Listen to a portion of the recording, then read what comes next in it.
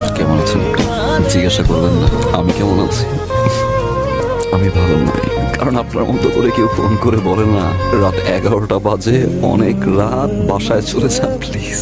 আপনার মতো করে কেউ বলে না যে আপনি আর স্মোক করবেন না যখন জ্বর হয় আমার। আপনার মতো করে আর কেউ আমাকে যত্ন করে না।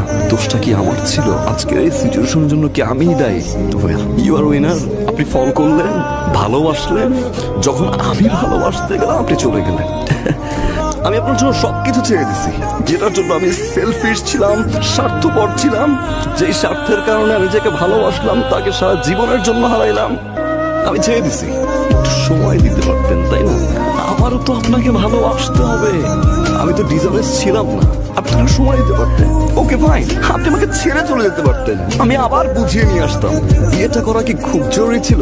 কাউকে ভালোবাসতে পারছি না আমি, কারণ আমি আপনাকে খুঁজে পাই না। আমি সেই মানুষটাকে খুঁজে পাই না যে মানুষটাকে আমি ভালোবাসি। আমি সেই মানুষটাকে খুঁজে পাই না যে মানুষটা 24টা ঘন্টা আমার খেয়াল রাখতো।